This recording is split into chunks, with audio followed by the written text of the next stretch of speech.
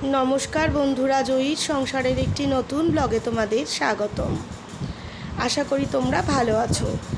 एखन सकालबेला आमरा बेरिये पड़ेछि, देखतेई पाচ্ছো। एखन आमरा जाচ্ছি, आजके जेखाने जाচ্ছি सेटा हच्छे नार्सिंग होमे। दिदा भर्ती आछे नार्सिंग होमे, ताई आजके रविवार और अनेकटा दूर बर्धमाने नार्सिंग होमे जेहेतु भर्ती आछे आमादेर बाड़ी थेके अनेकटा दूर बोले आजके रविवारटाई आमरा बेছে निয়েছি যাওয়ার জন্য। এতটা দূরত্বের জন্য আমরা সকাল সকাল বেরিয়ে গেছি, কারণ যাতে আমরা ভিজিটিং আওয়ার্সের মধ্যে পৌঁছে যেতে পারি। এতটা দূরের রাস্তা, তাই গাড়িতে ভালোভাবে অয়েল রিফিল করে নেওয়া হচ্ছে। তাই অভি এখানে পেট্রোল পাম্পে চলে এসেছে গাড়িতে রিফিল করার জন্য। আমরাও এখানে ওয়েট করছি। গরম এমন পড়ে গেছে যে একটু দাঁড়ালেই যেন প্রচণ্ড গরম লাগছে, আর তার সাথে রৌদ্রের সেরকম তাপ। সকাল 8টা বাজে, কেউ বলবেই না এত রোদ। আমরা এখান থেকে চলে যাব আমার বাপের বাড়ির দিকে। বাবা মাকে ওখান থেকে তুলে নিয়ে তারপরে আমরা বর্ধমানের উদ্দেশ্যে রওনা দেব। দিদা এতদিন ভালোই ছিল, কিন্তু হঠাৎ করে দিদা পড়ে গিয়ে দিদার কোমরে একটা ফ্র্যাকচার হয়ে যাওয়াতে সেটা অপারেশন না করলেই হবে না, সেই জন্য নার্সিংহোমে ভর্তি আছে। তবে মাঝখানে একটু শরীরটা খারাপ ছিল, তবে ফোনে যেটা জানা গেল মামার থেকে মাসির থেকে এখন অনেকটা ভালো আছে। আর সুস্থ মানুষ ছিল, এমনিতে বাড়িতে ঠিকঠাক ছিল। এই পড়ে না গেলে আজকে এরকম আবার নার্সিংহোমে ভর্তি হওয়া এই সমস্ত হতো না। এই বয়স্ক মানুষ এখন অপারেশনের দিকে তাকে নিয়ে যাওয়া, এগুলো সবই চিন্তার বিষয় হয়ে দাঁড়িয়েছে। মায়েরও মনটা খারাপ, যতই হোক তার মা, আরও মায়েরও দূরত্বের কারণে সবসময় যাওয়া হয় না, তাই মা বাবাকেও আমাদের সঙ্গেই নিয়ে নিয়েছি। অনেকবার আসতে বলে, কিন্তু সময়ের অভাবে আর বিভিন্ন কাজের কারণে যাওয়া খুব কম হয়ে ওঠে। এখন অসুস্থ, এতবার আসতে বলে যাই না। এখন অসুস্থ মানুষটাকে একটু দেখতে না গেলে নিজের মনটাও ভালো লাগে না। যতই ভিডিও কলে দেখি, যতই মামা মাসিদের থেকে খবর নিই, কিন্তু নিজের চোখে দেখার একটা অন্যরকম অনুভূতি। আর এই মানুষগুলো ছোটোবেলায় আমাদের জন্য অনেক কিছু করেছে, অনেক ভালোবাসা দিয়েছে, তাই বড় হয়ে গেলেও সেই সময়কার যে ভালোবাসা বা যে তাদের যে আমাদের প্রতি অবদান, সেগুলো ভোলা যায় না। তাই যখন অসুস্থ হয়ে পড়ে তখন মনটা এমনিও খুব খারাপ লাগে। আর দূরত্বের কারণে নিজের কাছের সম্পর্কগুলোও এত দূরত্ব বেড়ে যায় না দেখা হওয়ার জন্য, তখন সত্যিই খুব খারাপ লাগে। তাই সকাল সকাল বেরিয়ে গেছি আজকে আমরা নার্সিংহোমের উদ্দেশ্যে। কিছু খাইনি আমরা, এত সকালে যেহেতু বেরিয়েছি একটু চা খেয়ে বেরিয়ে গেছি। আর বাবা মা তাদেরকেও সাথে নিয়ে যাচ্ছি, তাদেরও সকালের অনেক ওষুধ আছে। তাই অভি বলল শক্তিগড়ে দাঁড়িয়ে একটু কিছুটা ব্রেকফাস্ট করে নাও, সবাই মিলে তারপরে আবার রওনা দেবে।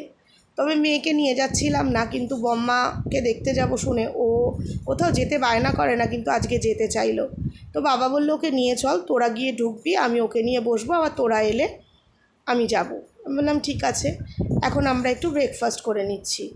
আগে অনেক শক্তিগড়ের খাবারের অনেক প্রশংসা শুনেছি, খুব ভালো খাবার। তবে আজ নিজে খেয়েও বুঝলাম সত্যিই ভীষণ টেস্টি, আর একদম টাটকা বানিয়ে বানিয়ে দিচ্ছে। মেয়েকেও অল্প করে একটু খাইয়ে দিলাম, তার সাথে সাথে আমরাও সবাই অল্প অল্প করে কিছুটা খেয়ে নিলাম, যেহেতু বাবা মাকেও খাওয়ানো হলো, তাদেরও ওষুধ আছে সেই সমস্তের জন্য। এখন খেয়ে নিয়ে আবার রওনা দিতে হবে। শক্তিগড় এসে গেলেও এখান থেকে কিন্তু এখনও অনেকটা বর্ধমান। আর যেহেতু নার্সিংহোমে যাব, তাই খুব বেশিক্ষণ দিদাকে দেখার পরে আর ওখানে বসে থাকবো না। যে যদি মামাবাড়ি হতো তাহলে হয়তো অনেকটা টাইম থাকতাম, বা আজকের দিনটাই হয়তো থাকতাম, কিন্তু যেহেতু নার্সিংহোম, তাই ওখান থেকে আবার দিদাকে দেখে আমরা আবার রওনা দিয়ে দেব। ব্রেকফাস্ট করার পরে একটু গরম গরম চা খেয়ে নিচ্ছি। এত সকাল সকাল উঠে এইভাবে তাড়াহুড়ো করে বেরিয়ে এসেছি বলে মাথাটাও যেন কেমন একটু ভারী ভারী লাগছে, তাই একটু চা খেয়ে দেখি। এখানে ঝালমুড়ি বানাচ্ছে দেখে মেয়ে একটু খেতে চাইলো বলে একসাথেই একটু কিনে নেওয়া হলো, যে সবাই মিলেই গাড়িতে বসে অল্প অল্প করে একটু খাবে। এখানে ঝালমুড়িও নাকি খুব ভালো বানায়। বর্ধমান জেলায় মুড়ির কথা এই নতুন না, আমরা তো বর্ধমান জেলারই লোক, আমাদের এটা খুব পরিচিত একটা জিনিস। এই যে আমরা আবার রওনা দিয়ে দিলাম। এখানে দাঁড়িয়ে মেয়ে একটু খাচ্ছে, আর বাবাকে বলছে একটু খাবে কি না। তো বাবা বলছে না আমি খাবো না। আসলে এত গরমে বাবারও তো এখন এতটা জার্নি করার অভ্যাস নেই, একটু কষ্টই হচ্ছে, মায়েরও একটু কষ্ট হচ্ছে। যাই হোক, কষ্ট করে হলেও মানুষটাকে একটু দেখতে পাবো, সে একটু কথা বলবে আমাদের সঙ্গে, এটাই শান্তি। আমরা আর নার্সিংহোমের কাছাকাছি পৌঁছেও গেছি, আর কিছুটা গেলেই নার্সিংহোম।